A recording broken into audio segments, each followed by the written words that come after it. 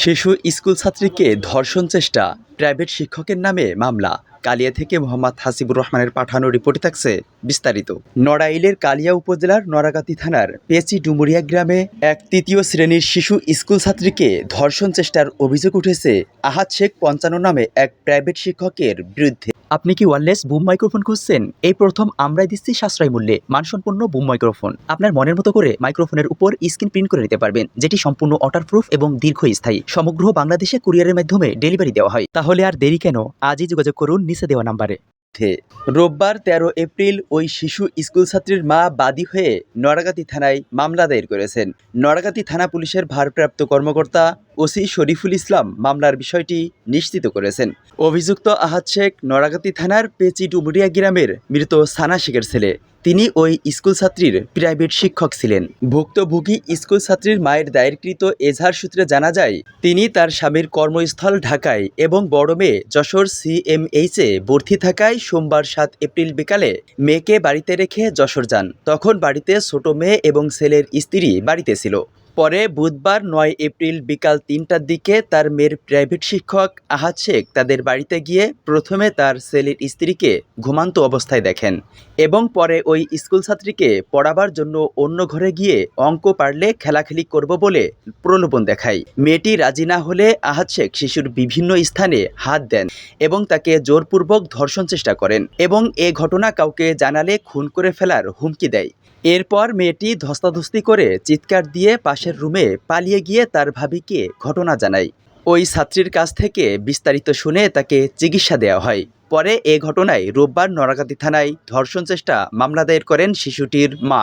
এ ব্যাপারে নড়াগাতি থানা পুলিশের ভারপ্রাপ্ত কর্মকর্তা ওসি মোহাম্মদ শরীফুল ইসলাম বলেন, এ ঘটনায় থানায় ধর্ষণ চেষ্টা মামলা হয়েছে। আসামি পলাতক রয়েছে, তাকে গ্রেফতারের চেষ্টা চলছে। স্কুলেতে এসে এই জায়গায় বসেছি, সেই সময় আহাদ ভাই এসে নিয়ে এসে আমি বলেছি যে আমি পড়বো না, আমারে আইরো কোলে নিয়ে যেয়ে ওই রুমে নিয়ে গেছে। আমি বলেছি যে আমি পড়বো না, আমার জামা কাপড় খুলে ফেলতে দিয়েছে। আমি বলেছি যে আমার কাছে দূরে থাকে না, বলতেছি আমি চিল্লাতে গেছি, সেই সময় আমার মুখ ঠাসে ধরছে। তারপরে আমার যেহেতু অনেক স্টুডেন্ট পড়ে, তা একজনের নাম রাজ, আমাদের বাড়িতে খেলা করে বেড়াচ্ছে। আমি বলতেছি যে আমি ওরা ডাইকে নিয়ে আসি, বলে কি না তোমার যা লাগবে না, ওরা কালকে এমন পিটাবো ওর মার নামে বলে যে আমি কি না ওরা ডাইকে নিয়ে আসি।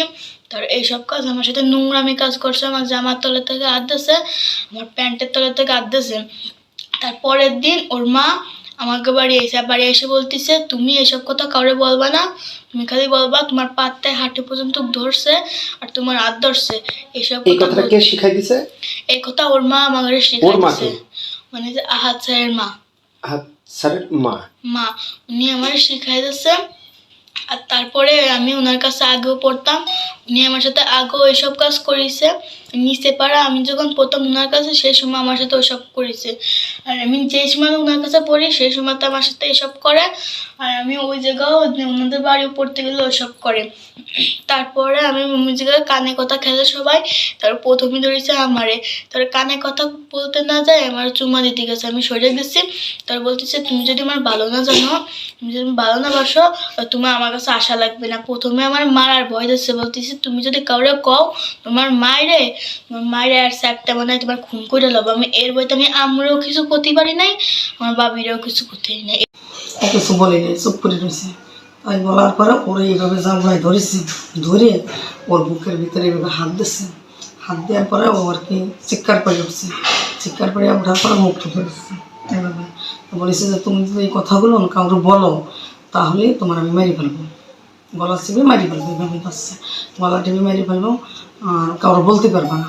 তখন ও চুপ করে গেছে, চুপ করে গেলে ওর প্যান্টের ভিতর দিয়ে আনতেছে, প্যান্টের ভিতর দিয়ে যখন হাত দিচ্ছে তখন আর কি ও মানে ফালা উঠছে আর বলেছে যে আপনি রাজরামে ডেকে নিয়ে আসি। বলতেছে যে না রাজরে ডাকা লাগবে না, তুমি একাই পড়ো। তখন ও আর কি যখন নিচে কামড়ে উঠছে সে মুখ চেপে ধরছে, মুখ চেপে ধরার পরে ওরা আবার ওরা জাবড়ায় ধরছে, জাবড়ায় ধরে ওরা ছাটাছাটি করে মানে করে পরে বেরোয় এসে রুমে এসে দরজা দিচ্ছে। বেরোয় দরজা দেওয়ার পরে আমার বিটা গৌরব বলেছে যে ভাবি কাঁপিয়ে ওঠেন, এই ব্যাপার। ও থরথর করে কাঁপতেছে। বলার পরে আমার বিটার বউরে আর বেটার বউ আমার ফোন দিচ্ছে, ফোন দিয়ে বলতেছে জামু এই ব্যাপার আপনি বাড়ি শোনার পরে আমরা আসার পরে আপনার গ্রামের সালিশের লোকজন বসার পরে সব কিছু শুনি জিনিসটা সত্য। তখন গ্রামে তো ওই বিষয় নিয়ে কোনো পদক্ষেপ নিতে পারিনি। তখন তারা সব শুনে চলে যায়, বলছে যে এটা আইনের মাধ্যমে এখানে যে বাচ্চাটার সাথে কঠিনভাবে একটা অন্যায় করছে, যেটা হচ্ছে আপনার এই আহাদ মাস্টার, এটা ঘটনার প্রকৃত সত্য আমি শুনতে পারছি। আমি এখানে আসছি, এখানের প্রকৃত ঘটনা সে বাচ্চার কাছেও শুনছি, সে তারে ধর্ষণ করার চেষ্টা করছিল। তারপরে এটা জানাজানি হওয়ার পরে এলাকার লোকজন, আমরা তো অনেক দূরের থেকে আইছি, আমার বাড়ি অন্য গ্রামে। তারপর এখানে মুরব্বীরা জানায়, সেখানে অনেক লোকজন একত্রিত হয়। তারপর গণ্যমান্য ব্যক্তি, গ্রামের চেয়ারম্যান, মেম্বার একত্রিত হয়ে রাত্রেবেলা একটা মিটিংয়ের ফয়সালা করা হয়েছিল। সেখানে বসে তারা সুস্থতা যাচাই করেছে।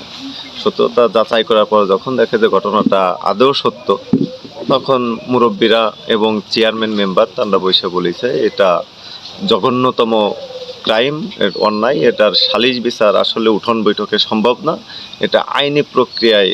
ইমাম হাসান, ই টেলিভিশন।